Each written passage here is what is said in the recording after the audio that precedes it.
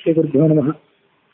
ಹರಿಕಥಾಮೃತಸಾರದ ಮಂಗಳಾಚರಣ ಸಂಧಿ ಕೊನೆಗೊಂಡ ಬಳಿಕ ಈ ಹಿಂದೆ ಕರುಣಾಸಂಧಿಯ ಮಹತ್ವ, ಭಗವಂತ ಕರುಣಾಸಾಗರ ಅಂತ ಅನ್ನೋದನ್ನ ನಾವು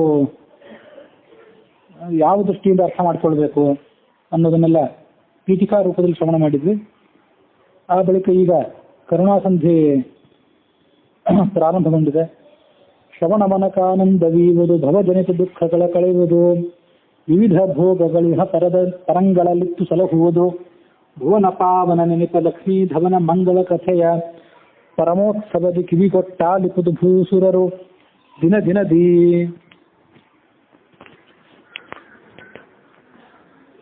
ಈ ಭಗವಂತನ ಕಥಾ ಏನಿದೆ, ಭಗವಂತನ ಭಾಗವತ, ರಾಮಾಯಣ, ಮಹಾಭಾರತ ಮೊದಲಾದ ಕಡೆ ಬಂದಂತಹ ಕಥೆ ಮತ್ತು ಭಗವಂತನ ವಿಷಯಕವಾದಂತಹ, ಭಾಗವತರ ವಿಷಯಕವಾದಂತಹ ತತ್ವ ರಹಸ್ಯಗಳು, ಇದನ್ನೆಲ್ಲ ಪರಮೋತ್ಸವದಿಂದ ಅಂದ್ರೆ ಅತ್ಯಂತ ಸಂಭ್ರಮದಿಂದ ಕಿವಿಗೊಟ್ಟು ಆಲಿಸಬೇಕು.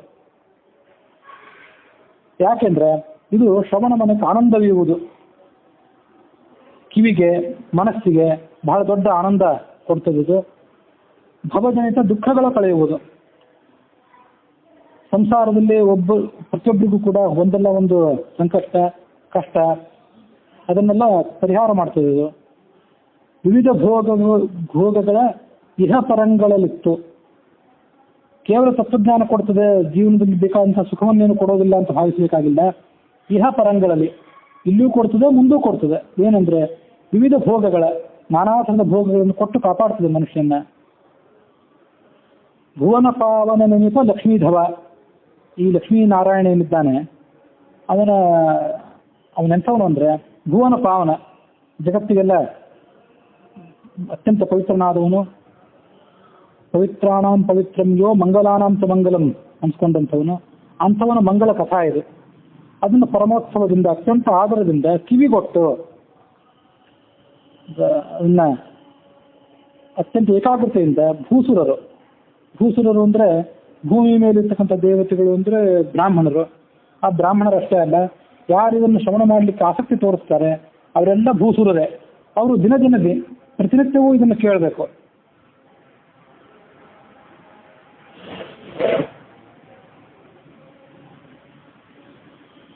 ಶುತ್ವಾ ಧರ್ಮಂ ವಿಜಾನಾತಿ, ಶುತ್ವಾ ತ್ಯಜತಿ ದುರ್ಮತಿಂ, ಶುತ್ವಾ ಜ್ಞಾನಮವಾಪ್ನೋತಿ, ಶುತ್ವಾ ಮೋಕ್ಷಂ ಚ ಗಚ್ಚತಿ ಅಂತ ಕೃಷ್ಣಾಮೃತ ಮಹಾರ್ಣವದಲ್ಲಿ ಬಂದಂಥ ಶ್ಲೋಕ.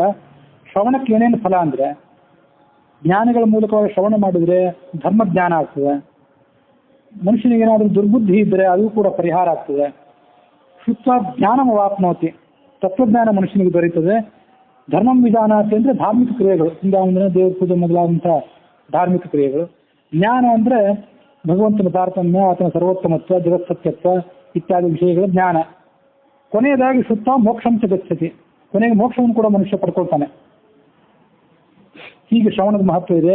ಅದು ಕೃಷ್ಣಾಮೃತ ಮಹಾರ್ಣವದಲ್ಲಿ ವರ್ಣಿತವಾದದ್ದು. ಅನುವ್ಯಾಖ್ಯಾನ ಅಂತ ಹೀಗೆ ಹೇಳ್ತದೆ: ಶ್ರವಣಾದಿ ದಿನಾನೈವ ಕ್ಷಣಂ ತಿಷ್ಠೇದಪಿ ಕ್ವಚಿತ್. ಶ್ರವಣ, ಮನನ, ನಿಧಿಧ್ಯಾಸನ ಇವುಗಳನ್ನು ಎಂದೂ ಬಿಡಬಾರದು. ಒಂದು ಕ್ಷಣವೂ ಕೂಡ ಇದನ್ನು ಬಿಡದೆ ಮನುಷ್ಯ ಅಧ್ಯಾತ್ಮದ ಉನ್ನತಿಗಾಗಿ ಪ್ರಯತ್ನ ಪಡಬೇಕು. ಸಾಧ್ಯವಾದಷ್ಟು ಶ್ರವಣ ಮಾಡಬೇಕು. ಶ್ರವಣ ಮಾಡಿದ್ದನ್ನ ಮನನ ಮಾಡ್ಕೋಬೇಕು. ಮನನ ಮಾಡ್ಕೊಂಡಿದ್ದನ್ನು ಮತ್ತೆ ಧ್ಯಾನ ರೂಪದಲ್ಲಿ ತಂದುಕೋಬೇಕು. ಮಳೆಯ ನೀರೋಣಿಯೋಳು ಪರಿಯಲು ಬಳಸರೂರೊಳಗಿದ್ದ ಜನರ ಜಲವು ಹೆದ್ದೊರೆಗೂಡೆ ಮಜ್ಜನ ಪಾನಗೈರಪರು ಕಲುಷವಚನಗಳಾದರಿಯು ಬಾಂಧೊಳೆಯ ಪೆತ್ತನ ಪಾದ ಮಹಿಮಾ ಜಲಧಿ ಪೊಕ್ಕದ್ರಿಂದ ಮಾಂಡಪರೆ ಮಹೀಸುರರು. ಈಗ ದಾಸರು ಏನ್ ಹೇಳ್ತಿದ್ದಾರೆ ಅಂದ್ರೆ, ನಾನು ಈ ಹರಿಕಥಾಮೃತಸಾರ ಏನು ರಚನೆ ಮಾಡ್ತಿದ್ದಾನೆ, ಮಾಂಡಪರೆ ಮಹೀಸುರರು. ಹರಿಕಥಾಮೃತಸಾರ ಏನು ರಚನೆ ಮಾಡ್ತಿದ್ದೇನಲ್ಲ, ಕನ್ನಡದಲ್ಲಿ ರಚನೆ ಮಾಡಿದ್ದಾರೆ, ಪ್ರಾಕೃತ ಭಾಷೆಯಲ್ಲಿ ರಚನೆ ಮಾಡಿದ್ದಾರೆ ಅಂತ ಇದನ್ನು ತಿರಸ್ಕಾರ ಮಾಡಬೇಡಿ. ಯಾಕಂದ್ರೆ ಇದರ ಭಾಷೆ ಕನ್ನಡ ಇದ್ರು, ಪ್ರಾಕೃತವಿದ್ರು ಕೂಡ ಇದರ ವಿಷಯ ಅಪ್ರಾಕೃತವಾದಂತಹ ಭಗವಂತನ ಸ್ವರೂಪವೇ ಆಗಿದೆ. ಅದಕ್ಕಾಗಿ ಇದನ್ನು ಸ್ವೀಕಾರ ಮಾಡಿರಿ. ಅದಕ್ಕೆ ಅವರೊಂದು ದೃಷ್ಟಾಂತ ಕೊಡ್ತಾರೆ. ಆಕಾಶದಿಂದ ಮಳೆ ಸುರಿಯುತ್ತದೆ, ಅದು ಬೀದಿಯಲ್ಲೆಲ್ಲ ಹರಿತದೆ. ಬೀದಿಯಲ್ಲಿ ಹರಿತಿದ್ದಾಗ ಊರೊಳಗಿನ ಜನ ಯಾರು ಅದನ್ನು ಸ್ವೀಕಾರ ಮಾಡೋದಿಲ್ಲ. ಸ್ವಚ್ಛ ನೀರು ಇದನ್ಯಾಕೆ ಸ್ವೀಕಾರ ಮಾಡಬೇಕು ಅಂತ ತಿರಸ್ಕಾರ ಮಾಡ್ತಾರೆ. ಅದು ಹೋಗಿ ಸೇರೋದು ಕೊನೆ ನದಿಯನ್ನು ಸೇರ್ಕೊಂಡಾಗ ಅಲ್ಲಿ ಹೋಗಿ ನದಿಯಲ್ಲಿ ಸ್ನಾನ ಮಾಡ್ತಾರೆ, ಅದೇ ನೀರನ್ನು ಕುಡಿಲಿಕ್ಕೂ ಉಪಯೋಗ ಮಾಡ್ತಾರೆ, ಅದು ಪವಿತ್ರ ಅಂತ ಭಾವಿಸ್ತಾರೆ. ಅದರಂತೆ ಈ ಕೃತಿಯ ಮಾತುಗಳು ಕಲುಷ ವಚನಗಳಾದರೂ ಬಹಳ ಇದರಲ್ಲಿ ಬೇಕಾದಷ್ಟು ದೋಷಗಳಿದ್ದಿರಬಹುದು. ಆದರೆ ಇದು ಆ ಗಂಗಾಜನಕನಾದಂಥ ಭಗವಂತನ ಮಹಾತ್ಮವನ್ನು ಹೇಳ್ತಿದೆ. ಬಾಂಬೊಳೆಯ ಪೆತ್ತ, ಬಾಂಬೊಳೆ ಅಂದ್ರೆ ಬಾನು ಅಂದ್ರೆ ಆಕಾಶ, ಬಾನಿನ ಹೊಳೆ ಅಂದ್ರೆ ಆಕಾಶಗಂಗಾ, ಆಕಾಶಗಂಗೆ ಪೆತ್ತ ಅಂದ್ರೆ ಅದಕ್ಕೆ ಜನಕನಾದಂಥವನು ಈ ಭಗವಂತ. ಅವನ ಪಾದ ಮಹಿಮಾ ಜಲಧಿ, ಆತನ ಪಾದ ಮಹಿಮೆಯೇ ಒಂದು ಸಾಗರ ಇದ್ದಂತೆ. ಪಾದ ಮಹಿಮಾದ ಕಥೆಯೇ ಒಂದು ಸಾಗರ. ಅದಕ್ಕೆ ಹೋಗಿ ಸೇರ್ಕೊಳ್ತದೆ. ಸೇರ್ಕೊಂಡು ಬಿಟ್ರೆ ಅದನ್ನು ಮಹೀಸುರರು, ಜ್ಞಾನಿಗಳಾದಂಥ ಬ್ರಾಹ್ಮಣರು ಇದನ್ನು ಶ್ರವಣ ಮಾಡದೆ ಹೋಗ್ತಾರೇನು? ಶ್ರವಣ ಮಾಡೇ ಮಾಡ್ತಾರೆ. ಇದಕ್ಕೆ ಒಂದು ಮಾನ್ಯತೆ ಕೊಟ್ಟೇ ಕೊಡ್ತಾರೆ. ಹಾಗಾಗಿ ನನ್ನಂಥ ಒಬ್ಬ ಒಂದು ಸಾಮಾನ್ಯವಾದಂಥ ಭಾಷೆಯಲ್ಲಿ ಇದನ್ನು ರಚನೆ ಮಾಡಿದ್ದಾರೆ ಅಂತ ಯಾರೂ ತಿರಸ್ಕಾರ ಮಾಡಬೇಕಾಗಿಲ್ಲ, ಮಾಡೋದಿಲ್ಲ. ಹಾಗಾಗಿ ಇದನ್ನು ಸ್ವೀಕಾರ ಮಾಡೇ ಮಾಡ್ತಾರೆ. ಒಂದು ಮಾತಿದೆ, ಅದು ತತ್ವಪ್ರಕಾಶಿಕದಲ್ಲಿ ಬರುವಂಥ ಮಾತು. ಗಂಗಾ ಸಂಗೇನ ನೈರ್ಮಲ್ಯಂ ರಥ್ಯಾದ್ಭಿರ್ಲಭ್ಯತೆ ಯಥಾ ವಾಚೋ ವಿಶುದ್ಧಿ ಸಿದ್ಧ್ಯರ್ಥಂ ಸಂಗಮ್ಯಂತೆ ಗುರೋರ್ಗಿರಹ. ಅದು ಟೀಕಾಚಾರ್ಯ ಹೇಳಿದ ಮಾತು ಅಂತ ನೆನಪು. ರಥ್ಯಾದ್ಭಿ, ರಥ್ಯ ಅಂದ್ರೆ ಬೀದಿಯ ಒಂದು ನೀರೇನಿರ್ತದಲ್ಲ ಅದು ಗಂಗಾ ನದಿಗೆ ಹೋಗಿ ಸೇರ್ಕೊಂಡ್ರೆ ಮುಂದೆ ಅದನ್ನು ಪವಿತ್ರ ಅಂತ ಎಲ್ಲರೂ ಸ್ವೀಕಾರ ಮಾಡ್ತಾರೆ. ಕಾಶಿನಗರದಲ್ಲೇ ಮಳೆ ಬಂದರೆ ಅದು ಊರಿನ ಓಣಿಗಳೊಳಗೆ ಬೀದಿಯೊಳಗೆ ಮಳೆ ಬಂದರೆ ಅಲ್ಲೇ ಹರವಾಗಿ ಸ್ನಾನ ಮಾಡೋದಿಲ್ಲ. ಆ ನೀರನ್ನ ಮಲಿನವಾದಂಥ ನೀರು ಅಂತ ಎಲ್ಲರೂ ತಿರಸ್ಕಾರ ಮಾಡ್ತಾರೆ. ಆ ಕಾಶಿನಗರದೊಳಗೆ ಊರಿನ ಬೀದಿಗಳ ಓಣಿಗಳ ನೀರೆಲ್ಲ ಹರಿದು ಗಂಗಾ ನದಿಗೆ ಬಂದು ಸೇರಿದ್ರೆ ಮುಂದೆ ಅಲ್ಲಿ ಬಂದು ಸ್ನಾನ ಮಾಡ್ತಾರೆ, ಪಾನ ಮಾಡ್ತಾರೆ, ಪವಿತ್ರ ಅಂತ ಅದನ್ನು ಭಾವಿಸ್ತಾರೆ. ಒಮ್ಮೆ ಗಂಗಾ ನದಿಗೆ ಸೇರಿದ್ರೆ ಮುಗಿದೋಯ್ತು, ಅಂಥ ನೀರು ಪವಿತ್ರವೇ. ಅದರಂತೆ ಈ ನಾವು ಮಾಡ್ತಿರುವಂಥ ಶಾಸ್ತ್ರವೂ ಕೂಡ ಭಗವಂತನ ವಿಷಯವನ್ನು ಹೇಳ್ತಿದೆ, ಆದ್ದರಿಂದ ಅತ್ಯಂತ ಪವಿತ್ರ ಅಂತ ಅಲ್ಲಿ ತತ್ವಪ್ರಕಾಶಿಕರಲ್ಲಿ ಕೇಳ್ತೀವಿ. ಅದರ ಮಾದರಿಯಲ್ಲಿ ಇರುವಂಥ ಮಾತಿದು. ಈ ಜಯತೀರ್ಥರ ತತ್ವಪ್ರಕಾಶಿಕಾದ ಮಾತೆ ದಾಸರಿಗೂ ಕೂಡ ಒಂದು ಮಾದರಿ, ಮೂಲ ಅಂತ ತಿಳ್ಕೊಳ್ಬಹುದು. ಶ್ರುತಿ ತತಿಗಳಿಗೆ ಅಭಿಮಾನಿ ಲಕ್ಷ್ಮೀ ಸ್ತುತಿಗಳಿಗೆ ಗೋಚರಿಸಿದ ಅಪ್ರತಿಹತ ಮಹೈಶ್ವರ್ಯ ಜಖಿಲ ಸದ್ಗುಣ ಗಣಾಂಬೋಧಿ ಪ್ರತಿ ದಿವಸ ತನ್ನಂಗ್ರಿ ಸೇವಾರತ ಮಹಾತ್ಮರು ಮಾಡುತ್ತಿಹ ಸಂಸ್ತುತಿಗೆ ವಶನಾಗುವ ನಿವನ ಕಾರುಣ್ಯಕ್ಕೆನೆಂಬೆ. ಇಲ್ಲೀಗ ಅವನ ಕಾರುಣ್ಯ ಎಂಥದ್ದು ಅಂತ ಹೇಳ್ತಾರೆ. ಕಾರುಣ್ಯವನ್ನು ಹೇಳಿಕೊಟ್ಟಿದ್ದು ಈಗ ಅವನು ಎಂಥವನು ಅಂದರೆ ಜನಸಾಮಾನ್ಯರು ಮಾಡುವಂಥ ಸ್ತೋತ್ರಕ್ಕೂ ಕೂಡ ವಶ ಆಗ್ತಾನೆ. ಯಾರೋ ಸಾಮಾನ್ಯರು, ಇವ್ರಿಗೇನು ಪಾಂಡಿತ್ಯ ಇಲ್ಲ, ಇವ್ರಿಗೇನು ಒಳ್ಳೆ ವಾಕ್ಶುದ್ಧಿ ಇಲ್ಲ, ಹೇಳುವ ಶೈಲಿಯೂ ಕೂಡ ಬಹಳ ರಮಣೀಯವಾಗಿ ಏನಿಲ್ಲ, ಇವ್ರು ಹೇಳಿದ್ದನ್ನು ನಾನೇ ಕೇಳಬೇಕು ಅಂತ ತಿರಸ್ಕಾರ ಮಾಡೋದಿಲ್ಲ. ನೀವೇನು ಹೇಳಿದ್ರು ಅದನ್ನು ಕೇಳ್ತಾನೆ ಕೂತ್ಕೊಂಡು. ಎಂಥವನು ಅಂತಂದ್ರೆ ಅವನು ಲಕ್ಷ್ಮೀದೇವಿಗೂ ಕೂಡ ಪೂರ್ಣವಾಗಿ ಗೋಚರ ಅಲ್ಲ. ಲಕ್ಷ್ಮೀದೇವಿ ಕೂಡ ಅನವರತವಾಗಿ ಆತನ ಸ್ತೋತ್ರ ಮಾಡಬೇಕು ಅಂತ ತಿಳ್ಕೊಂಡ್ರೆ, ಅನವರತವಾಗಿ ಆತನ ವರ್ಣನೆ ಮಾಡಬೇಕು ಅಂತ ತಿಳ್ಕೊಂಡ್ರೆ ಆಕೆಯು ಕೂಡ ಪೂರ್ಣವಾಗಿ ಅವನನ್ನು ಹೇಳಲಾರಳು. ಹೀಗೆ ಅವಳಿಗೂ ಪೂರ್ಣವಾಗಿ ಸಿಗದವನು ಈ ಭಕ್ತರಿಗೆ ಸಿಗ್ತಾನೆ. ಶ್ರುತಿ ತತಿಗಳಿಗೆ ಅಭಿಮಾನಿ, ವೇದವಾಕ್ಯಗಳಿಗೆ ಅಭಿಮಾನಿ ದೇವತೆ ಆದವಳು ಆ ಲಕ್ಷ್ಮೀದೇವಿ. ಅವಳ ಸ್ತುತಿಗಳಿಗೆ, ಸ್ತೋತ್ರಗಳಿಗೆ ಗೋಚರಿಸದ ಅಪ್ರತಿಹತ, ಪೂರ್ಣವಾಗಿ ತಿಳಿಯದವನಿವನು. ಅಪ್ರತಿಹತ, ಯಾರೂ ಕೂಡ ಇವನನ್ನ ಸೋಲಿಸಲಾರರು. ಮಹೇಶ್ವರ್ಯ ಜಖಿಲ ಸದ್ಗುಣ ಗಣಾಂಬೋಧಿ, ಆ ಪರಮಾತ್ಮ ಎಂಥವನು ಅಂದ್ರೆ ಮಹೇಶ್ವರ್ಯ ಜಖಿಲ ಸದ್ಗುಣ ಗಣಾಂಬೋಧಿ. ದೊಡ್ಡ ಐಶ್ವರ್ಯ ಒಂದು, ಐಶ್ವರ್ಯ ಕೆಣೆಯೇ ಇಲ್ಲ. ಐಶ್ವರ್ಯ, ಜ್ಞಾನ, ಸುಖ ಈ ಮೊದಲಾದಂಥ ಎಲ್ಲ ಸದ್ಗುಣಗಳ ಸಮುದ್ರ ಈತ. ಅವನೇನು ಮಾಡ್ತಾನಂದ್ರೆ ಪ್ರತಿ ದಿವಸ ಪ್ರತಿನಿತ್ಯ ತನ್ನ ಅಂಗ್ರಿ ಸೇವಾರತ ಮಹಾತ್ಮರು, ಅವನ ಪಾದ ಸೇವಾದಲ್ಲಿ ಆಸಕ್ತರಾದಂಥ ಯಾರೇ ಜನ ಇದ್ದಾರೆ ಅವರೆಲ್ಲ ಮಹಾತ್ಮರೇ. ಅವರು ಮಾಡುವಂಥ ಸಂಸ್ಕೃತಿ ಸ್ತೋತ್ರಕ್ಕೆ ಈತ ವಶನ ಆಗ್ತಾನೆ. ಅವಳಿಗೆ ವಶನ ಆಗಿಲ್ಲ, ಅವಳಿಗೆ ಪೂರ ಸಿಕ್ಕಿಲ್ಲ ಇವನು, ಆದರೆ ಇವನು ಹೇಳಿದ್ದನ್ನು ಕೇಳ್ತಾನೆ. ಇದು ಅವನ ಕಾರುಣ್ಯ. ಕಾರುಣ್ಯಕ್ಕೆ ಏನೆಂದ್ರೆ ಇಲ್ಲಿಂದ ಆ ಕಾರುಣ್ಯಕ್ಕೆ ಒಂದು ದೃಷ್ಟಾಂತ ಕೊಡ್ತಾ ಹೋಗ್ತಾರೆ. ನಿಮ್ಮ ಸ್ತೋತ್ರವನ್ನು ಆತ ಕೇಳ್ತಿದ್ದಾನಲ್ಲ, ಈಗ ನೀವು ಮಾಡ್ತಿರೋ ಪ್ರವಚನ, ನೀವು ಮಾಡ್ತಿರೋಂಥ ಹಾಡು ಪಾಡು ಇದನ್ನ ಆತ ಕೇಳ್ತಿದ್ದಾನೆ ಅಂತ ಅರ್ಥ. ಒಂದು ವೇಳೆ ಆತ ನಿಮಗೆ ಯಾವುದನ್ನು ಕೇಳದೆ ಹೋಗಿದ್ರೆ ನೀವು ಇದನ್ನು ಮಾಡಲಿಕ್ಕೆ ಸಾಧ್ಯವಿರ್ತಿರ್ಲಿಲ್ಲ. ಕೂತ್ಕೊಂಡು ಹೇಳ್ತಿದ್ದೀರಿ ಅಂತಂದ್ರೆ ಒಳಗೆ ನಿಮ್ಮ ಕೂತ್ಕೊಂಡು ಹೇಳಿಸ್ತಿದ್ದಾನೆ, ಎದುರುಗಡೆ ಇದ್ದವ್ರಿಗೆ ಕೂತ್ ಕೇಳ್ತಿದ್ದಾನೆ ಅಂತ ಅರ್ಥ. ಇದೇ ಕಾರಣಕ್ಕೆ ಮೊದಲನೇ ದೃಷ್ಟಾಂತ. ಆತ ಕೇಳ್ತಿಲ್ಲ, ಅವ್ನಿಗೆ ಕೇಳೋ ಮನಸ್ಸಿಲ್ಲ, ಹೇಳೋ ಮನಸ್ಸಿದ್ದಿಲ್ಲ ಅಂದ್ರೆ ಇಲ್ಲಿ ಕೂತವ್ರು ಯಾರು ಹೇಳ್ತಾನೆ ಇರಲಿಲ್ಲ, ಬರೋರು ಯಾರು ಬರ್ತಾನೂ ಇರಲಿಲ್ಲ. ಅವತಾರ ಒಂದು ದಿವಸ ನಡೀಲಿಲ್ಲ ಈ ಕಾರ್ಯಕ್ರಮ ಅಂತಂದ್ರೆ ಅವತ್ತು ಭಗವಂತನ ಕರುಣ ಇಲ್ಲ ಅಂತ ತಿಳ್ಕೊಳ್ಬೇಕು. ಹಾಗಾಗಿ ಇವೆಲ್ಲ ಆತನ ಕಾರಣಕ್ಕೆ ಮೊದಲನೇ ನಿದರ್ಶನ. ಇದನ್ನೇ ತಿಳ್ಕೋಬೇಕು ಮನುಷ್ಯ. ಮನವಚನ ಕತಿ ದೂರ ನೆನೆವರನನುಸರಿಸಿ ತಿರುಗುವನು ಜಾಹ್ನವಿ ಜನಕ. ಜನರೊಳಗಿದ್ದು ಜನಿಸುವ ಜಗದುಗರನು ತಾನು. ಘನ ಮಹಿಮ ಗಾಂಗೇಯನುತ ಗಾಯನವ ಕೇಳುತ್ತ ಗಗನಚರ ವಾಹನ ದಿವೌಕಸರೊಡನೆ ಚರಿಸುವ ಮನೆಗಳಲ್ಲಿ. ಅವನಿಗೆ ಭಕ್ತರು ಮಾಡುವಂಥ ಸ್ತೋತ್ರ ಎಷ್ಟು ಪ್ರಿಯ ಅಂದ್ರೆ ಎಲ್ಲಿ ಯಾರು ಸ್ತೋತ್ರ ಮಾಡ್ತಾರೋ ಅಂತ ಅಲ್ಲಿ ಸಂಚಾರ ಮಾಡ್ತಾ ಹೋಗ್ತಿರ್ತಾನಂತೆ. ಅವನು ಮನಸ್ಸಿಗೂ ಮತ್ತು ಮಾತುಗಳಿಗೆ ಪೂರ್ಣವಾಗಿ ನಿಲುಕದವನು. ಯಾವ ದೊಡ್ಡ ಜ್ಞಾನಿಯ ಮನಸ್ಸು ಕೂಡ ಆತನನ್ನು ಪೂರ್ಣವಾಗಿ ಕರೆಯಲಾರದು. ವೇದವನ್ನು ಹಿಡಿದು ಮತ್ತು ತಾನೇ ರಚನೆ ಮಾಡಿದಂಥ ಮಹಾಭಾರತವು ಹಿಡಿದು ಪೂರ್ಣವಾಗಿ ಆತನ ಮಹಿಮೆಯನ್ನು ಹೇಳಲಾರದು. ಆದರೆ ಹಾಗಂತ ಹೇಳಿ ಉಳಿದವರು ಅವ್ರನ್ನ ವರ್ಣನೆ ಮಾಡೋದನ್ನ, ಆತನನ್ನು ಹಾಡಿ ಪಾಡೋದನ್ನ, ಆತನ ಕುರಿತು ಪ್ರವಚನ ಮಾಡೋದನ್ನ, ಉಪನ್ಯಾಸ ಮಾಡೋದನ್ನು ಬಿಡಬೇಕಾಗಿಲ್ಲ. ಯಾಕೆಂದ್ರೆ ತನ್ನನ್ನು ಯಾರು ನೆನಪಿರ್ತಾರಲ್ಲ ಅವ್ರನ್ನ ಅನುಸರಿಸ್ಕೊಂಡು ಆತ ತಿರುಗುತ್ತಾನಂತೆ. ಅದು ಏನು ತಾನು ಒಬ್ಬನೇ ಅಲ್ಲ, ತನ್ನ ಪರಿವಾರ ಸಮೇತವಾಗಿ ಸಶ್ರೀಕನಾಗಿ ಸಪರಿವಾರನಾಗಿ ಎಲ್ಲಿ ಯಾರು ಪೂಜೆ ಮಾಡ್ತಾರೆ, ಎಲ್ಲಿ ಯಾರು ಪ್ರವಚನ ಹೇಳ್ತಾರೆ, ಎಲ್ಲಾರು ಸಂಕೀರ್ತನೆ ಮಾಡ್ತಿರ್ತಾರೆ ಅಂತ ಆತ ಓಡಾಡ್ತಾನಂತೆ. ಆತ ಗಂಗಾ ಜನಕ, ಜಗತ್ತನ್ನು ತನ್ನ ಉದರದಲ್ಲಿ ಧಾರಣೆ ಮಾಡಿದವನು. ಮತ್ತು ಗಂಗಾಪುತ್ರರಾದಂತಹ ಭೀಷ್ಮರು ಅವನನ್ನು ಸ್ತೋತ್ರ ಮಾಡಿದರು ಅಂತ ಮಹಾತ್ಮ ಅವನು. ಅದು ಭೀಷ್ಮರು ಸ್ತೋತ್ರ ಮಾಡಿದ್ರು ಅಂತ ಹೇಗೆ? ಅವ್ರು ತಾವೆಲ್ಲ ಸುಸ್ಥರಾಗಿದ್ದಾಗ ಸ್ತೋತ್ರ ಮಾಡಿದ್ದಲ್ಲ, ಅವಾಗಂತೂ ಮಾಡ್ತಿದ್ರು. ಯುದ್ಧ ಭೂಮಿಯಲ್ಲಿ ಇಡೀ ಶರೀರವೆಲ್ಲ ಶಸ್ತ್ರಾಸ್ತ್ರಗಳಿಂದ ಜರ್ಜರಿತವಾಗಿದ್ದಾಗ, ಉತ್ತರಾಯಣ ಇನ್ನೂ ಬರಬೇಕಾಗಿದ್ದಾಗ, ಅವರ ಮರಣ ಇನ್ನೂ ದೂರ ಇದ್ದಾಗ ಅವರಿಗೆ ಜೀವನದಲ್ಲಿ ಇನ್ನೇನೂ ಸಾಧ್ಯವಿರಲಿಲ್ಲ. ಹೇಳೋದು ಸಾಧ್ಯವಿರಲಿಲ್ಲ, ಕೂಡೋದು ಸಾಧ್ಯವಿರಲಿಲ್ಲ, ತಿನ್ನೋದು ಸಾಧ್ಯವಿರಲಿಲ್ಲ. ಹಾಗೆ ಮಲ್ಕೊಂಡಂಥ ಸ್ಥಿತಿಯಲ್ಲಿ ಆತ ಆ ಭೀಷ್ಮ ಭಗವಂತನನ್ನು ಸ್ತುತಿಸಿದ. ಇವನೇನು ಮಾಡಿದ ಅಂದ್ರೆ ಅಲ್ಲಿ ಹೋಗಿ ಕೂತ್ಕೊಂಡು ಕೇಳಿದ. ಅದು ಅದ್ಭುತ. ಪಂಚಪಾಂಡವರು ಈ ಯುದ್ಧ ಮುಗಿಸಿದ್ರಲ್ಲ, ಯುದ್ಧ ಮುಗಿಸಿದ ಮೇಲೆ ಸುಮ್ಮನೆ ಇದ್ರು. ಸ್ವಲ್ಪ ದಿವಸ ಪಟ್ಟಾಭಿಷೇಕ ಆಯಿತು, ಒಬ್ಬೊಬ್ಬರು ಒಂದೊಂದು ರಾಜ್ಯಭಾರಕ್ಕೆ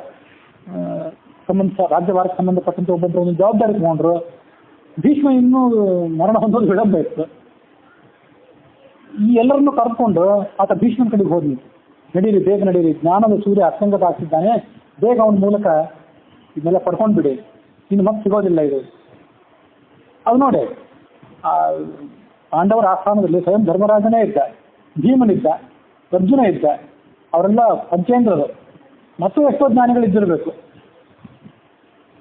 ಅವರು ಭಗವಂತನ ಕುರಿತಾದ ಪ್ರವಚನ ಉಪನ್ಯಾಸಗಳನ್ನು ಕೊಡೋರು, ಹಾಡುವವರು ಬೇಕಾದಷ್ಟೇ ಇದ್ದಿರಬೇಕು.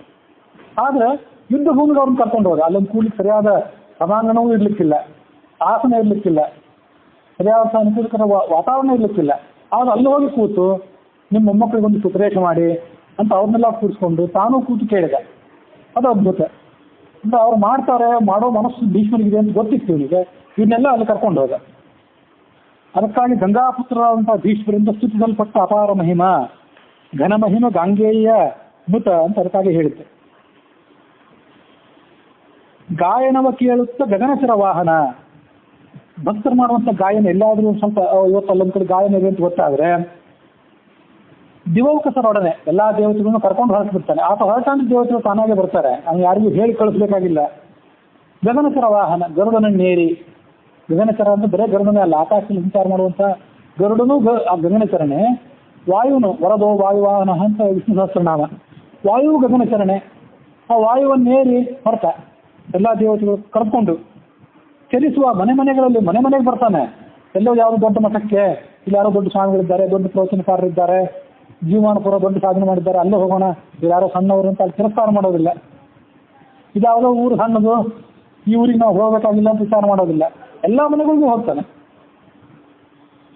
ಅನಂತ ರೂಪಗಳಿವೆ, ಅನಂತ ಕಡೆ ಮಾಡ್ಲಿಕ್ಕೆ ನಮಗೆ ಶಕ್ತಿ ಇರಬೇಕಷ್ಟೇ. ಹೋಗ್ತಾನೆ ಅವನು.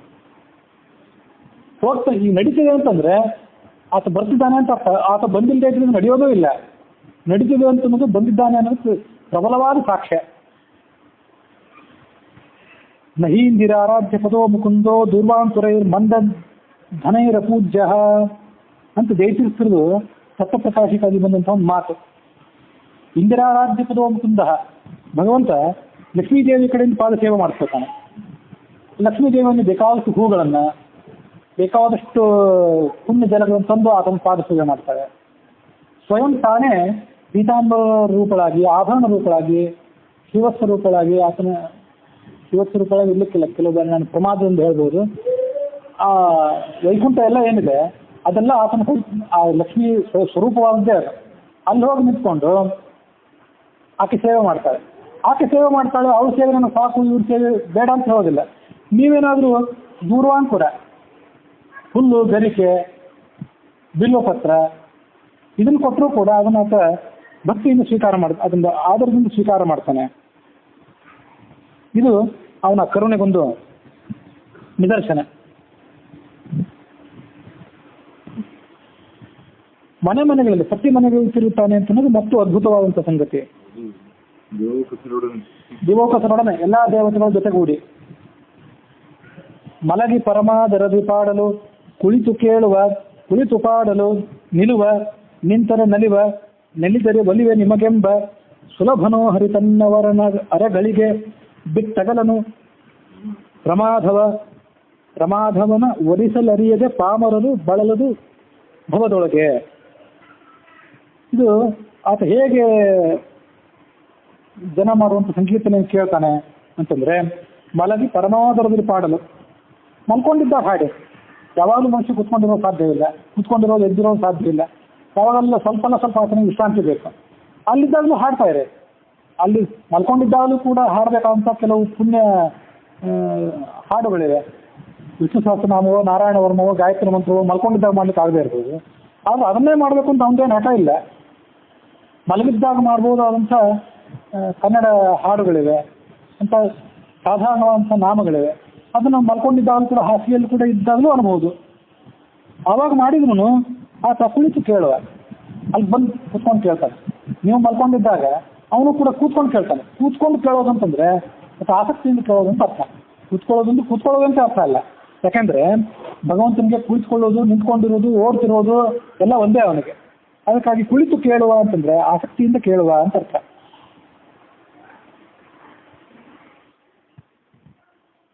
ಕುಳಿತು ಪಾಡಲು ನಿಲುವ, ನೀವು ಕೂತ್ಕೊಂಡು ಹಾಡಿದ್ರೆ ನಿಂತ್ಕೊಂಡು ಆತ ಕೇಳ್ತಾನೆ. ನಿಲ್ಲೋದು ಅಂತಂದ್ರೆ ಅದನ್ನು ಅದೇ ಅರ್ಥ, ಆ ಜಾಗದಲ್ಲಿ ಶರಣಾಗಿದ್ದು ಅಂತ ಅರ್ಥ. ಅವರು ಅದೇ ಊರಿನಲ್ಲಿ ನಿಂತರು ಅಂತಾರೆ. ಅದೇ ಊರಿನಲ್ಲಿ ವಿದ್ಯಾಭ್ಯಾಸ ಮಾಡಿದ್ರು, ಅಲ್ಲೇ ನೌಕರಿ ಮಾಡಿದ್ರು, ಅದೇ ಊರಿನಲ್ಲಿ ನಿಂತರು ಅಂತಾರೆ. ನಿಂತರು ಅಂತಂದ್ರೆ ಅದೇ ಊರಿನಲ್ಲಿ ಸ್ಥಿರರಾದರು ಅಂತ ಅರ್ಥ. ಶರಣಾಗಿ ನಿಂತು ನಿಮ್ಮ ಮನೇಲಿ ಕೇಳ್ತಾನೆ ಅಂತ ಅರ್ಥ.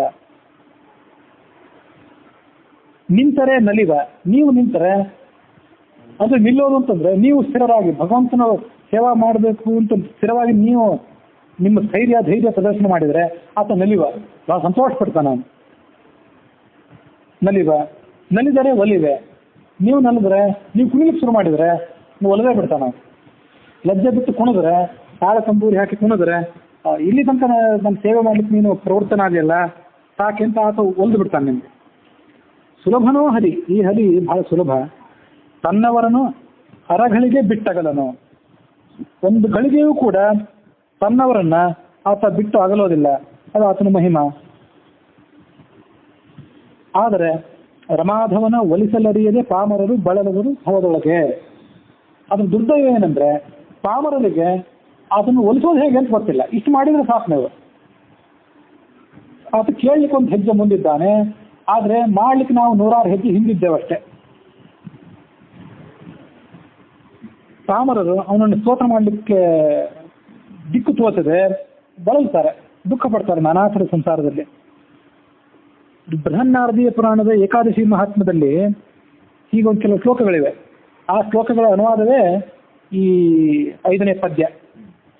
ಅದೇನಂದ್ರೆ, ಯಸ್ ಸ್ವಪಂಸ್ತು ಶಯನೇ ಹರಿಂ ಚಿಂತಯತೆ ನರಹ ಸಹರಿ ಕೀರ್ತನಂ ತಸ್ಯ ಸಂತಿಷ್ಠಂ ಸ್ಮೃತೆ ಮುದ. ಮಲ್ಕೊಂಡು ಕೇಳಿದ್ರೆ, ನೀವು ಮಲ್ಕೊಂಡು ಹೇಳಿದ್ರೆ ಆತ ನಿಂತ್ಕೊಂಡು ಕೇಳ್ತಾನೆ, ಅಲ್ಲೇ ಕೂತ್ಕೊಂಡು ಕೇಳ್ತಾನೆ. ಇದು ಮಲ್ಕೊಂಡು ಕೇಳೋದು, ಕೂತ್ಕೊಂಡು ಕೇಳೋದು ಅಂತಂದ್ರೆ ನಮಗೆ ಧನ್ಯವಾದ ನಾವು ಮಲ್ಕೊಳ್ಳೋದು ಅಂತ ಅರ್ಥ. ಇನ್ನೊಂದು, ನೀವು ರೋಗಾದಿಗ್ರಸ್ತರಾಗಿದ್ರೆ, ಮನುಷ್ಯನಿಗೆ ಶರೀರದ ಸ್ಥಿತಿ ಒಂದೇ ಥರ ಇರೋದಿಲ್ಲದ, ನೀವು ರೋಗಾದಿಗಳಿಂದ ಬಳಲಿದಾಗ ಮಲಗಿದ್ರೆ ಅಥವಾ ವೃದ್ಧಾಪ್ಯದಿಂದ ಭಗವಂತನ ಪೂಜೆಯನ್ನು ಸಾಂಗವಾಗಿ ಆವರಣ ಪೂಜಾ, ಪೀಠ ಪೂಜಾ, ಕಲಶ ಪೂಜಾ, ಶಂಖ ಪೂಜಾ ಎಲ್ಲ ಸಾಂಗವಾಗಿ ಮಾಡ್ಲಿಕ್ಕೆ ಆಗದಿದ್ರೆ ಬಹಳ ಚಿಂತೆ ಮಾಡೋದಿಲ್ಲ ಅವನು. ನೀ ಹೇಗೆ ಮಲಗಿದ್ದಿಲ್ಲ ಹಾಗೆ ಮಾಡು ಅಂತಾನೆ. ಆದರೆ ವೃದ್ಧಾಪ್ಯ ಬಂತು, ರೋಗ ಬಂತು ಅಂತ ವ್ಯರ್ಥವಾಗಿ ಚಿಂತೆ ಮಾಡಿ ಗತಕಾಲವನ್ನೆಲ್ಲ ನೆನಪು ಮಾಡಿಕೊಂಡು ತಾವು ಬೇಸರ ಕೊಟ್ಟು ಉಳಿದವ್ರಿಗೂ ಬೇಸರ ಆಗಿ ಈ ಮನುಷ್ಯ ಯಾವಾಗ ಸಾಯ್ತಾನಪ್ಪ ಅಂತ ಅನಿಸ್ಕೊಂಡು ಜೀವನ ದುರ್ಭರ ಮಾಡ್ಕೋಬೇಡಿ. ಭಗವಂತನ ನಾಮಸ್ಮರಣೆ ಮಾಡಿ. ನಿಮ್ಮ ಮಾತು ನಿಮ್ಮ ಮೊಮ್ಮಕ್ಕಳು ಕೇಳದೇ ಇರ್ಬೋದು, ಮರಿಮಕ್ಕಳು ಕೇಳದೇ ಇರ್ಬೋದು, ಹೆಂಡತಿ ಮಕ್ಕಳು ಕೇಳದೇ ಇರ್ಬೋದು, ಭಗವಂತ ಕೇಳ್ತಾನೆ. ಈ ಮಾತೊಂದು ಅರ್ಥ ಇದೆ. ಅವನು ನೀವು ಮಲಗಿ ಪರಮಾತ್ಮರದಿ ಪಾಡಲು ನೀವು ಹಾಡ್ತಿರ್ತೀರಿ, ನಿಮ್ಗೆ ಒಳ್ಳೆ ಸಂಗೀತ ಗೊತ್ತಿಲ್ಲದೆ ಇರ್ಬೋದು, ತಾಳ ಗೊತ್ತಿಲ್ಲದೆ ಇರ್ಬೋದು. ಈ ಮುದುಗಂದು ಏನು ವಿಚಿತ್ರವಾದ ಸಂಗೀತ ಅಂತ ಬೇರೆ ಯಾರೋ ನಿಮ್ಮನ್ನು ತಿರಸ್ಕಾರ ಮಾಡ್ತಾರೆ, ಅವ್ರ ಬಗ್ಗೆ ತಲೆ ಕೆಡಿಸ್ಕೋಬೇಡಿ. ಮಂದವಾದ ಧ್ವನಿಯಲ್ಲಿ ನೀವೇ ಹಾಡಿ ಸಾಕು. ಉಳಿದವ್ರಿಗೆ ಕೇಳಿಸದೇ ಇದ್ರೂ ಪರವಾಗಿಲ್ಲ, ನೀವು ಮಂದವಾಗಿ ಹಾಡಿದ್ರು ಮನಸ್ಸಿನಲ್ಲಿ ಹಾಡಿದ್ರು ಕೇಳ್ತಾನೆ, ಕೇಳೋ ಶಕ್ತಿ ಇದೆ ಅವನಿಗೆ. ಅವನಿಗೆ ಈ ಹೊರಗಿನ ಧ್ವನಿ ಮಾತ್ರ ಅವನು ಕೇಳೋದಿಲ್ಲ, ಒಳಗಿನ ಧ್ವನಿ ಅವನಿಗೆ ಕೇಳಿಸ್ತದೆ. ಅದಕ್ಕೆ ಮಲಗಿ ಪರಮಾದರದಿ ಪಾಡಲು. ಇದನ್ನೊಂದು ಕುಳಿತು ಕೇಳುವ ಅಂತಂದ್ರೆ ಭೀಷ್ಮ ಮಲಗಿ ಪರಮಾದರದಿ ಪಾಡಲು. ಭೀಷ್ಮ ಮಲಗಿ ಹಾಡಿದ, ಈತ ಕೂತ್ಕೊಂಡು ಕೇಳಿದ, ಅದನ್ನು ಪಾಂಡವ್ರನ್ನ ಕರ್ಕೊಂಡು ಹೋಗಿ ಕೇಳಿದ. ಅದು ಅದ್ಭುತ. ಇನ್ನು ಕುಳಿತು ಕೇಳುವ, ಇನ್ನ ಕುಳಿತು ಪಾಡಲು ನೀವು ಕೂತ್ಕೊಂಡು ಹಾಡಿದ್ರೆ ಆತ ನಿಲ್ಲುವ. ನೀವೆಲ್ಲ ಕೂತ್ಕೊಂಡು ದೇವ್ರ ಪೂಜೆ ಮಾಡ್ತಿರ್ತಾರೆ, ನಾವೆಲ್ಲ ನೀವು ಅಷ್ಟೇ ಅಲ್ಲ, ಎಲ್ಲರೂ ಅಷ್ಟೇ ಮಾಡ್ತಾರೆ. ಸಾಮಾನ್ಯವಾಗಿ ಎಲ್ಲರೂ ಕೂತ್ಕೊಂಡೇ ದೇವ್ರ ಪೂಜೆ ಮಾಡ್ತಾರೆ. ಆವಾಗ ಅವ್ನು ನಿಂತ್ಕೊಂಡಿರ್ತಾನೆ. ಇವನು ಗಮನಿಸ್ಬೇಕು, ಕೂತ್ಕೊಂಡಿರೋ ದೇವರ ಪ್ರತಿಮೆಗಳು ಕೆಲವು ಇರ್ತವೆ, ಎಷ್ಟೋ ಪ್ರತಿಮೆಗಳು ನಿಂತ್ಕೊಂಡದ್ದೇ ಇರ್ತವೆ. ಹೀಗೊಂದು ಅರ್ಥನವಾಗ್ಬೋದು. ವಿಠ್ಠಲನ ಪ್ರತಿಮೆ ಇರ್ತದೆ, ನಿಂತ್ಕೊಂಡಿದ್ದ ಪ್ರತಿಮೆ, ಲಕ್ಷ್ಮೀನಾರಾಯಣನ ಪ್ರತಿಮೆ, ವೆಂಕಟರಮಣನ ಪ್ರತಿಮೆ ಎಲ್ಲ ನಿಂತ್ಕೊಂಡಿದ್ದ ಪ್ರತಿಮೆಗಳೇ. ಲಕ್ಷ್ಮೀ ನರಸಿಂಹ ಕೂತ್ಕೊಂಡಿದ್ದ, ಯಜ್ಞನಾರಾಯಣ ಕೂತ್ಕೊಂಡಿದ್ದ, ಎಷ್ಟು ಪ್ರತಿಮೆಗಳು ಕೂತ್ಕೊಂಡಿರ್ತಾವೆ ಎಲ್ಲ ನಿಂತ್ಕೊಂಡಿದ್ದೇ ಇರ್ತವೆ. ಬಹುತೇಕ ಪ್ರತಿಮೆಗಳೆಲ್ಲ ನಿಂತ್ಕೊಂಡಿರುತ್ತೆ. ಆ ನಿಂತ್ಕೊಂಡಂಥ ಪ್ರತಿಮೆಗಳಿಗೆ ನೀವು ಕೂತ್ಕೊಂಡು ಪೂಜೆ ಮಾಡ್ತೀರಿ, ಅವನು ಮಾತ್ರ ನಿಂತ್ಕೊಂಡೇ ಕೇಳ್ತಾನೆ. ಇದು ಅರ್ಥ. ಅಯ್ಯಂಗಾರಗಳಲ್ಲಿ ಒಂದು ಪದ್ಧತಿ ಇದೆ, ಅವರು ಯಾವತ್ತೂ ನಿಂತೇ ಪೂಜೆ ಮಾಡ್ತಾರಂತೆ. ಇದನ್ನು ಗಮನಿಸ್ಬೇಕು. ನಮಗೆ ವಿಚಿತ್ರವಾಗಿ ಕಾಣಿಸ್ಬೋದು. ಮೊನ್ನೆ ನಮಗೊಬ್ಬ ಸ್ನೇಹಿತರು ಹೇಳಿದರು, ದೇವರು ನಿಂತ್ಕೊಂಡಿರ್ತಾನೆ ನನ್ನ ಪೂಜೆ ಸ್ವೀಕಾರ ಮಾಡಲಿಕ್ಕೆ, ನಾವು ಯಾಕೆ ಕೂತ್ಕೋಬೇಕು ಅಂತ ಅವ್ರು ನಿಂತ್ಕೊಂಡು ಪೂಜೆ ಮಾಡ್ತಾರಂತೆ. ಕೂರೋದೇ ಇಲ್ಲಂತೆ ಅವರು. ನಾನೇ ಇಲ್ಲಿ ಹೋಗಿ ಪರೀಕ್ಷೆ ಮಾಡಿಲ್ಲ, ನನಗೆ ಯಾರೊಬ್ರು ಹೇಳಿದ್ದನ್ನು ಕೇಳಿದೆ. ಹಾಗಾಗಿ ನೆಲಮಟ್ಟಕ್ಕಿಂತ ಸ್ವಲ್ಪ ಎತ್ತರದಲ್ಲಿ ಒಂದು ಕಟ್ಟೆ ಏನಾದ್ರು ಕಟ್ಟಿಸಿ ಅದರ ಮೇಲೆ ದೇವರ ಮಂಟಪ ಇತ್ಯಾದಿಗಳನ್ನು ಇಟ್ಟಿರ್ತಾರಂತೆ. ಅಲ್ಲಿ ಕೂತ್ಕೊಳ್ಳೋದೇ ಇಲ್ಲಂತ, ನಿಂತ್ಕೊಂಡೇ ಪೂಜೆ ಮಾಡ್ತಾರಂತೆ. ಹೌದು, ಅದನ್ನು ಒಪ್ಪಬೇಕಾಗುತ್ತೆ. ದೊಡ್ಡವ್ರು ಬಂದಾಗ ನಿಂತ್ಕೋತೇವಲ್ಲ, ನಾವು ನಿಂತ್ಕೊಂಡು ಗೌರವ ಸಲ್ಲಿಸ್ತೇವಲ್ಲ, ಹಾಗೆ ಇದು ನಿಂತರೆ ನಲಿವ. ನೀವು ನಿಂತ್ಕೊಂಡು ಪೂಜೆ ಮಾಡ್ಲಿಕ್ಕೆ ಶುರು ಮಾಡಿದ್ರೆ ಅವನಿಗೆ ಮತ್ತಷ್ಟು ಸಂತೋಷ. ಯಾಕೆಂದ್ರೆ ನಾನು ಸತ್ಯನಾಥನ ಸನ್ನಿಹಿತನಾದಾಗ ಚಿಕ್ಕಮಲದಿಂದ ಇಲ್ಲಿ ಬಾರೋ ಅಂತ ಕರಿತೀವಿ. ಸಶ್ರೀಕನ ಅಂತ ಸಪರಿವಾರನ ಅಂತ ಭಗವಂತನೇ ಚಿಕ್ಕಮಲದಿಂದ ಈ ಪ್ರತಿಮಾದಲ್ಲಿ ಬಾರೋ ಬಿಂಬರೂಪಿಯಾದ ಭಗವಂತನ ಅಂತ ಕರಿತೇವೆ. ಆತ ಬಂದಾಗ ನಾವು ನಿಂತ್ಕೊಂಡ್ವಲ್ಲ ಅಂತ ಮತ್ತಷ್ಟು ಅವನಿಗೆ ನಲಿವು ಹಿಗ್ಗು. ಅವನಿಗೆ ನಿಂತರೆ ನಲಿವ, ನಲಿದರೆ ಒಲಿವ. ಪೂಜೆ ಎಲ್ಲ ಮುಗಿಸಿರಿ, ಸಮಸ್ತ ರಾಜೋಪಚಾರಗಳನ್ನು ಪೂಜೆ ಮಾಡ್ತೀವಿ ಅಂತ ನಾವು ಸಂಕಲ್ಪ ಮಾಡ್ತೀವಿ. ಹಾಡಬೇಕು, ತಾಳ ತಂಬೂರಿ ಹಾಕಿ ಕುಣಿಬೇಕು ಅಂತಿದೆ. ಅದನ್ನು ಕೇಳಿದರೆ ಆತ ಒಲಿದೇ ಬಿಡ್ತಾನೆ.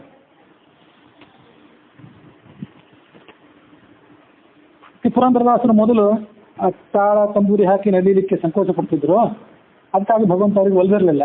ಆ ಒಲಿಯೋ ಸಂದರ್ಭ ಬಂದಾಗ ಆ ಒಲದ ಕೂಡಲೇ ಇವರು ದಂಡಿಗೆ ಬೆತ್ತ ಹಿಡಿಲಿಕ್ಕೆ ಸಂಕೋಚ ಪಡ್ತಿದ್ದೆ, ಇನ್ನು ಈಗ ತಾಳ ತಂಬೂರಿ ಎಲ್ಲ ಹಿಡಿದು ಭಗವಂತನನ್ನು ಹಾಡ್ತೇನೆ ಅಂತ ಅವರು ಹಾಡಿದರು. ಎಲ್ಲ ದಾಸರು ಓಣಿಯಲ್ಲಿ ಅವರು ತಮ್ಮ ಪರಿವಾರವನ್ನು ಕಟ್ಕೊಂಡು ಕುಣಿದಾಡ್ತಾ ಬರ್ತಿದ್ರು. ಅವರೆಲ್ಲ ಕುಣಿದಾಡ್ತಾ ಇದ್ರೆ ಭಗವಂತ ನಲಿತಿದ್ದ. ಅವ್ರು ಎಷ್ಟೋ ಜನರಿಗೆ ರಂಗವಲ್ಲಿ ದಾಸರು ಅಂತ ಹೆಸರಿದೆ. ಶ್ರೀಪಾದರಾಜರಿಗೂ ಕೂಡ ಒಂದು ಏನೋ ದಾಸರಿದೆ, ಒಂದು ಹೆಸರಿದೆ, ಮತ್ತು ಒಂದು ಕಥೆನೂ ಇದೆ, ಅದು ಗೊತ್ತಿರಬೇಕು. ನಾನು ಕೆಲವು ಬಾರಿ ಮಠಗಳನ್ನ ಮತ್ತು ಹೆಸರುಗಳನ್ನು ಸ್ವಲ್ಪ ವ್ಯತ್ಯಾಸ ಮಾಡಿ ಹೇಳ್ತಿರ್ಬೋದು. ಎಲ್ಲೋ ಓದಿದ್ದಿರ್ತದೆ ಮತ್ತು ಎಲ್ಲೋ ಕೇಳಿದ್ದಿರ್ತದೆ. ಶ್ರೀಪಾದರಾಜ ಸ್ವಾಮಿಗಳಿಗೆ ಅಂತ ನೆನಪು. ಶ್ರೀಪಾದರಾಜ ಸ್ವಾಮಿಗಳಿಗೆ ಶ್ರೀಪಾದರಾಜ ಸ್ವಾಮಿಗಳು ಮತ್ತೊಬ್ಬರು ಯಾರೋ ಸ್ವಾಮಿಗಳು, ಹಿರಿಯ ಸ್ವಾಮಿಗಳು ಇಬ್ಬರು ಸೇರಿದಾಗ ಆ ಹಿರಿಯ ಸ್ವಾಮಿಗಳ ಹತ್ರ ಒಂದು ಪ್ರತಿಮಾ ಇತ್ತು. ಕೇಳಿದವ್ರಿಗೆ ಈ ಕಥೆ ಗೊತ್ತಾಗಿಬಿಡ್ತದೆ, ಅದು ನನಗಿಂತ ಹೆಚ್ಚಾಗಿ ಸ್ಪಷ್ಟವಾಗಿ ಗೊತ್ತಿರ್ತದೆ. ಆ ಪ್ರತಿಮಾ ಒಂದು ಯಾವುದೋ ವಿಠಲನ ಪ್ರತಿಮಾ, ಅದು ಹೀಗಿತ್ತಂತೆ. ವಿಠಲ ಅಂದರೆ ಕಟಿಯಲ್ಲಿ ಕರವಿಟ್ಟಂಥ ಪ್ರತಿಮಾ ಅದು. ಆ ಹಿರಿಯ ಸ್ವಾಮಿಗಳು ಅವರು ಸಮವಯಸ್ಕರಂತ ಸ್ವಾಮಿಗಳು ಯಾರು ಒಬ್ರು ಪೂಜೆ ಮಾಡ್ತಿದ್ರು. ಈ ಶ್ರೀಪಾದರಾದರು ಅಲ್ಲಿ ಹೋದಾಗ ಆ ವಿಠಲನ ನೋಡಿ ತಾಳ ತಪ್ಪಿ ಭಜನೆ ಮಾಡಬೇಕು ಅನ್ನಿಸ್ತು. ಆ ಕಡೆ ಪೂಜೆ ನಡೀತಿತ್ತು, ಈ ಕಡೆ ಇವರು ಕೂಡ ತಮ್ಮ ಅನ್ನಕ್ಕೆ ಒಂದು ಮುಗಿಸ್ಕೊಂಡು ಬಂದು ತಾಳ ತಪ್ಪಿದ್ರು. ಅದು ನೋಡಿ ಆ ಭಗವಂತನ ಪ್ರತಿಮೆ ಕುಣಿಲಿಕ್ಕೆ ಶುರು ಮಾಡ್ತೀವಿ. ಆ ಸ್ವಾಮಿಗಳಿಗೆ ಈ ಭಗವಂತನ ಪ್ರತಿಮೆ ಕುಣಿಲಿಕ್ಕೆ ಪ್ರಾರಂಭ ಮಾಡಿದ್ದು ಕಣ್ಣು ಮುಚ್ಕೊಂಡು ಕೂತವರಿಗೆ ಒಳಗೆ ಗೋಚರ ಆಯಿತು. ಅವ್ರು ಕಂಡುಬಿಟ್ರು ಆ ಪ್ರತಿಮೆ ಅಲ್ಲೇ ಶಬ್ದ ಆಗಿಬಿಡ್ತು. ಮೊದಲು ಕೈಕಟ್ಟಿ ನಿಂತಹ ಪ್ರತಿಮೆ ಮುಂದೆ ಇವತ್ತಿಗೂ ಕೂಡ ಆ ಕುಣಿಯೋ ಭಂಗಿಯಲ್ಲಿದೆ ಅಂತ ಹೇಳ್ತಾರೆ. ನಾನು ಅದನ್ನು ನೋಡಿದ್ದೇ ನೆನಪಿಲ್ಲ. ಈಗೊಂದು ಕಥೆ ಇದೆ, ಯಾವ ಸ್ವಾಮಿಗಳಂತೂ ಕೂಡ ಸ್ಪಷ್ಟವಾಗಿ ನೆನಪಿಲ್ಲ. ಇದು ಹೆಸರು ಯಾವುದಾದ್ರೂ ಏನು ಎಲ್ಲ ಭಾಗವತರು ಇದೇ ಕಥೆ. ಹೀಗೆ ನೀವು ಆತನ ಒಲಿಸಲಿಕ್ಕೆ ಪ್ರಾರಂಭ ಮಾಡಿದರೆ ನಿಂತರೆ ಆತ ನಲಿತಾನೆ, ಸಂತೋಷ ಪಡ್ತಾನೆ ಅವನು.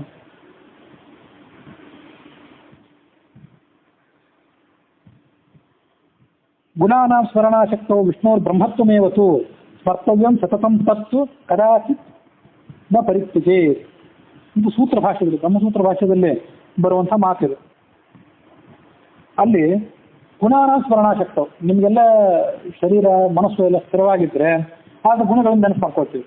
ಭಗವಂತ ನಿರ್ದೋಷ, ಸಕಲ ಗುಣ ಪರಿಪೂರ್ಣ, ಜ್ಞಾನಾನಂದಮಯ, ಛಾಂದೋಗ್ಯೋಪನಿಷತ್ತಿನಲ್ಲಿ ಹೀಗೆ ಹೇಳಿದ್ದಾರೆ, ಬೃಹದಾರಂಭದಲ್ಲಿ ಹೀಗೆ ಹೇಳಿದ್ದಾರೆ, ಎಲ್ಲ ನೆನಪು ಮಾಡ್ಕೊಳ್ಬೋದು. ಆದರೆ ಮನಸ್ಸೇ ದುರ್ಬಲ ಆದಾಗ, ಶರೀರ ದುರ್ಬಲ ಆಗಿದ್ದರೆ ಅವೆಲ್ಲ ಪೂಜೆ ಮಾಡಲಿಕ್ಕೆ ವಿಸ್ತಾರವಾದಂಥ ಶಕ್ತಿ ಇಲ್ಲದೆ ಹೋದರೆ ಅವಾಗ ಏನು ಮಾಡಿ? ವಿಷ್ಣುವ್ರ ಬ್ರಹ್ಮತ್ವಮೇವತ್ತು, ವಿಷ್ಣು ಅಂತ ಬ್ರಹ್ಮ, ಪರಬ್ರಹ್ಮ ಇಷ್ಟೇ ತಿಳ್ಕೊಳ್ಳಿ. ಅಷ್ಟನೇ ಬ್ರಹ್ಮ ಅನ್ನಿ, ನಾರಾಯಣ ಅನ್ನಿ. ಪ್ರತಿಯೊಂದು ಶಬ್ದಕ್ಕೂ ಕೂಡ, ಭಗವಂತನ ಪ್ರತಿಯೊಂದು ನಾಮಕ್ಕೂ ಕೂಡ ಗುಣಪೂರ್ಣ ಅಂತಲೇ ಅರ್ಥ. ಅದೆಲ್ಲವನ್ನು ವಿಸ್ತಾರವಾಗಿ ಶಾಸ್ತ್ರದ ಹಿನ್ನೆಲೆಯಲ್ಲಿ ನೆನಪು ಮಾಡ್ಕೊಳ್ಳಿಕ್ಕೆ ಸಾಧ್ಯ ಆಗದೇ ಇದ್ರು ಆ ಸಂದರ್ಭದಲ್ಲಿ ಇಷ್ಟನ್ನೇ ಸ್ಮರಣೆ ಮಾಡಿ ಸಾಕು. ಅದನ್ನಾದರೂ ಯಾವತ್ತೂ ಬಿಡಬಾರದು ಅಂತ ಹೇಳಿದೆ. ಹಾಗಾಗಿ ಎಷ್ಟು ಸಾಧ್ಯವೋ ಅಷ್ಟನ್ನು ಮನುಷ್ಯ ಮರಿಬಾರದು.